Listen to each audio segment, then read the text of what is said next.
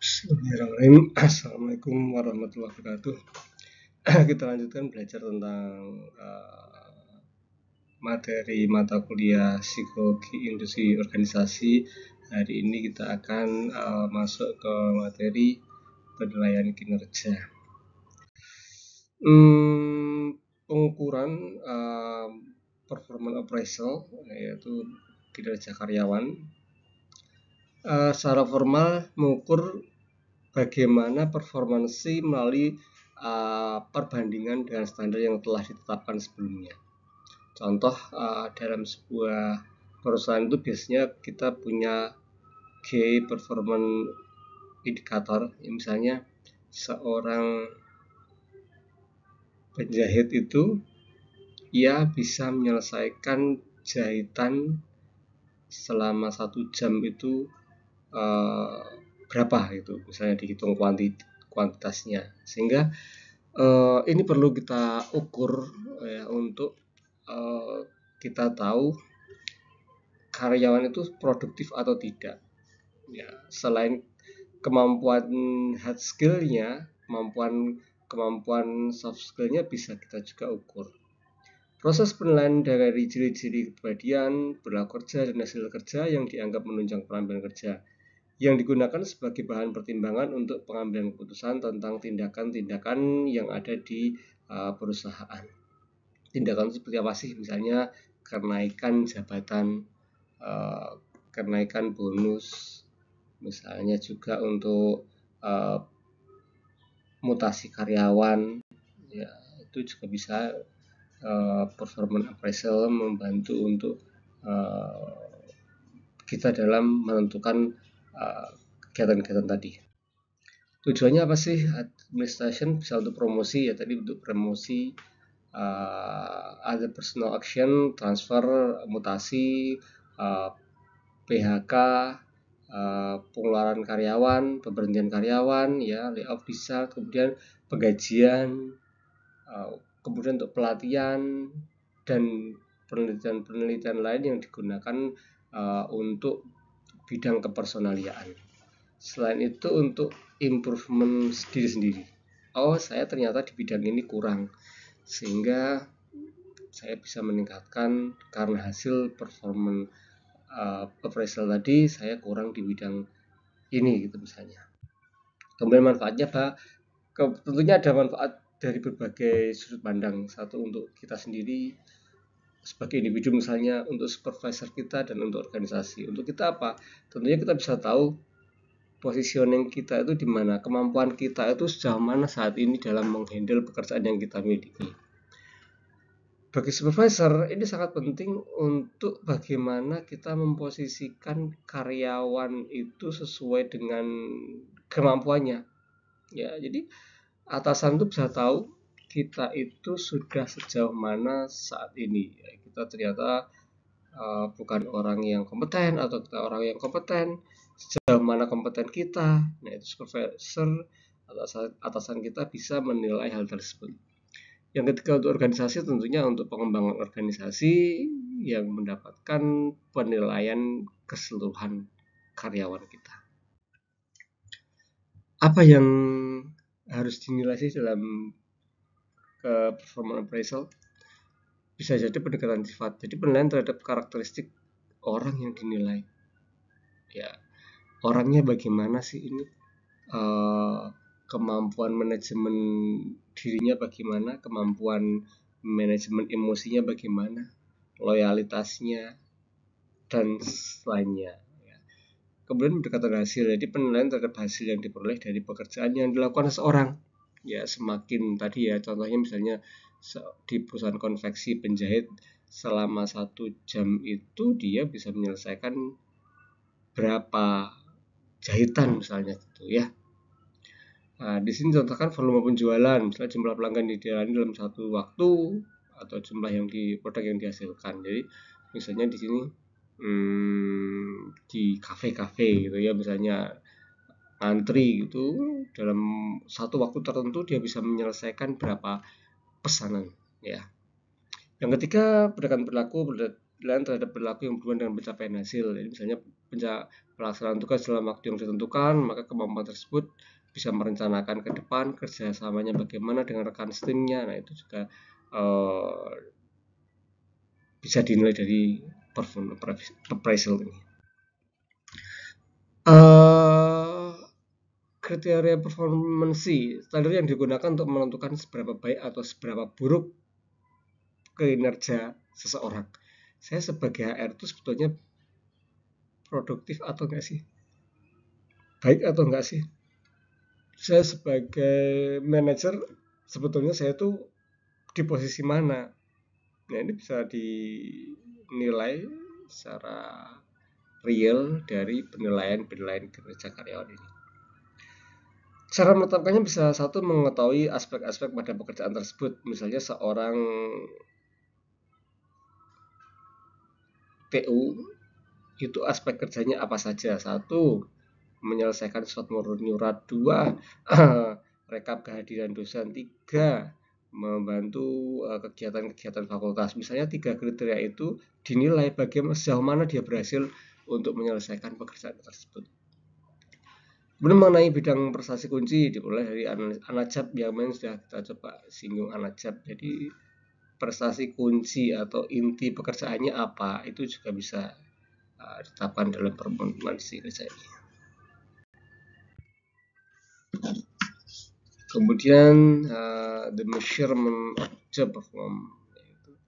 Yang pertama objektif performance kriteria yaitu aspek kuantitatif dari job performance ya. Sejauh mana dia bisa menyelesaikan pekerjaannya kalau kita kuantifikasikan ya. Kalau objektif performance tadi ya berapa surat yang bisa diselesaikan oleh TU, seberapa jahitan yang diselesaikan oleh penjahit, seberapa jumlah karyawan yang bisa direkrut oleh seorang HR ya dengan target sekian, itu kuantitas. Kemudian subjektif performance kriteria yaitu judgement terhadap tingkat pengetahuan seseorang ya. Jadi kita bisa menilai ngejudge ya. Memang pekerjaannya misalnya atasan harus bisa menilai bawahnya ya. Jadi ternyata dari pengalaman kerja selama ini subjektif performance kriteria anak buah saya itu sekian. Kemudian kriteria relevansi berkaitan dengan keberhasilan pekerjaan ya. Syarat-syarat kriterianya bagaimana relevan, acceptability, reliability ya, sensitivity dan practicability ya. Siapa sih yang menilai dari job performance kita tuh siapa sih? Bisa supervisor atasan kita yang menilai, bisa kita sendiri yang menilai, self appraisal, peer appraisal berarti supervisor dan peers grupnya, subordinate appraisal benar terhadap terkait dengan kepuasan kerja bawahannya. Jadi malah yang menilai di sini ya kerja dari untuk menilai kepuasan kerja dari bawahannya, customer dari pelanggan kita 360 derajat feedback dari supervisornya juga, subordinate juga, peersnya juga, customer juga, bawahan juga, supplier juga, itu semua dari menilai ya. Kemudian metode dari rating performance, jadi kita membuat rating performance ya. Yang pertama ada comparative method yaitu ranking, yaitu kita bagaimana meranking karyawan itu bisa di ranking ya, dari siapa yang terburuk, siapa yang terbaik. Nah, itu kita ranking. Ya, itu comparative method yang pertama di ranking. Bisa hasilnya productivity-nya, skala kerjanya, itu bisa di ranking. Kemudian peer comparison, yaitu membandingkan satu pekerja dengan pekerja lain dalam satu kelompok kerja. Jadi kita itu membandingkan satu orang dengan yang lainnya ya. Dalam satu kelompok kerja kan kita ketahui bersama dalam satu kelompok kerja itu mereka bisa apa saja ya, karena satu kelompok jadi mereka pekerjaannya saling berhubungan, jadi mereka bagaimana itu bisa kita nilai. Kemudian force attribution, yaitu menilai karyawan menurut kategori dari yang buruk ke baik dengan acuan tertentu. Ada acuannya yang ini. Kemudian individual method, yang pertama graphic rating scale, yaitu skala yang menilai hasil kerja pada dimensi jabatan yang penting. Jadi kita memiliki skalanya. Nah, kita akan mencoba mengisi itu untuk menilai performance. Kemudian behavior answer rating scale, skala dalam penilaian yang menunjukkan perilaku kerja, ya jelek, rata-rata, baik, dan sebagainya. Kemudian behavior rating scale, yaitu menilai seberapa sering pekerja menunjukkan performansi kuncinya. Seorang jabatan rekrutmen spesialis itu performansi kuncinya adalah dia bisa merekrut karyawan. Nah, performansi kunci ini adalah masuk dalam behavior observation skill-nya. Kemudian checklist berisi jumlah pernyataan tentang performansi kerja. Jadi bagaimana menilai performansi dengan checklist. Hari ini saya sudah menyelesaikan misalnya seorang penjahit bisa misalnya ya, penjahit itu misalnya ini yang ngarang aja, mengisi benangnya centang, kemudian merawat mesinnya centang, kemudian menyelesaikan berapa jahitan centang, targetnya 10 misalnya per jam tercapai centang. Nah, itu bisa menggunakan checklist. Kemudian naratif, pertanyaan terbuka tentang kinerja karyawan. Jadi kita tanyakan produktif menurut kita sendiri, ya, naratif, ya. Jadi kita ada pertanyaan terbuka, ya, kuali itu, kemudian kita menjawabnya sesuai dengan apa yang kita miliki. Kemudian problem and pitfall in performance appraisal. Jadi ada beberapa yang perlu kita persiapkan, ya, diatasi. Yang pertama leniency atau severity error, ya, leniency, severity, central tendency error, yaitu leniency itu apa sih? Kecenderungan memberi nilai yang baik. Jadi kita tuh nggak enakan mungkin ya, budaya kita mungkin kalau kita nggak enakan, nanti kasihan kalau nggak kita nilai baik, itu nggak enak sama nanti gajinya nggak banyak, atau dipotong gajinya. Nah, itu leniency error. Jadi kecenderungan kita berikan nilai yang baik-baik. Kemudian yang sebaliknya adalah severity, yaitu kita malah kecenderungan untuk menilai yang jelek-jelek, ya, mungkin karena ada sesuatu, ya udah jelek semuanya, walaupun baik terlihat jelek, ya. Kemudian central tendency error, kecenderungan memberikan nilai rata-rata, ya karena kita nggak bisa memutuskan, ya, ya kita kasih rata-rata. Makanya dalam ilmu psikometri kalau kita membuat skala Likert, ya itu kan biasanya yang nilai tengah itu dihilangkan untuk subjek-subjek Indonesia, ya, setuju, sangat setuju, tidak setuju, sangat tidak setuju. Jadi biasanya 4. Ya, dulu ada 5, sangat setuju, netral, tidak setuju, sangat tidak setuju. Nah, biasanya kebanyakan di tengah-tengah ini. Jadi bisa jadi central tendency error itu karena kita nggak bisa menilai orang lain, jadi kita ya udah kita kasih tengah-tengah aja.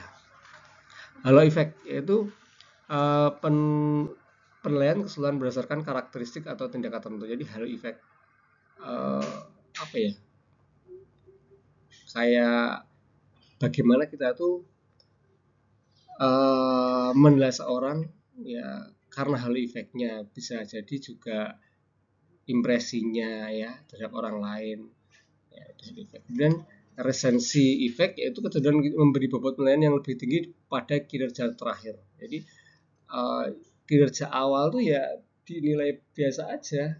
Nah, tapi kalau pada saat memberikan penilaian pada pekerjaan terakhir, dia memberikan nilai yang baik.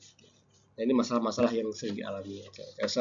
Causal attribution, yaitu proses penilaian mulai dari penyebab kejadian atau perilaku, yaitu penilaian lebih didasarkan pada usaha dibandingkan hasilnya. Jadi kadang kita tuh yang penting usahanya, itu bisa jadi dinilai walaupun hasilnya nggak maksimal, tapi yang dinilai hanya usahanya, padahal kan kalau kita ngomongin productivity, padahal itu yang kita bicarakan hasilnya produktif atau enggak.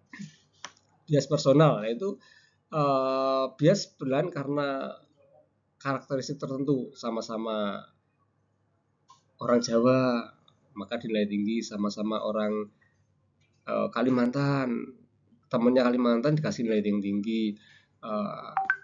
Ya kemudian bias-bias jenis kelamin misalnya, kemudian umur dan lain-lainnya. Nah, itu bias yang menjadi masalah dan perlu kita antisipasi. Cross culture and international issue, ya, berbasis pada kelompok kolektif dibandingkan performansi individualnya. Jadi karena terpengaruh budaya cross culture, jadi kita bisa memberikan penilaian yang lebih pada budaya yang kita miliki yang sama, ya mirip dengan personal bias tadi. Tapi yang ini khusus ke lari ke budaya.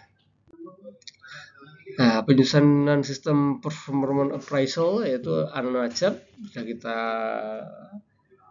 singgung kemarin. Kemudian penetapan dimensi performansi dan kriterianya seorang HR itu, kriteria dimensi performansi sukses itu apa saja, bisa merekrut karyawan jumlah sekian, seorang tukang jahit itu bisa menyelesaikan dalam 1 jam berapa jahitan, seorang TU itu bisa menyelesaikan surat menyurat dalam 1 jam itu berapa surat, dan teman-temannya. Kemudian penskalaan kriteria penilaian, jadi bagaimana kita akan menyusun skalanya menggunakan kriteria apa, level atau pengurutan atau yang lainnya.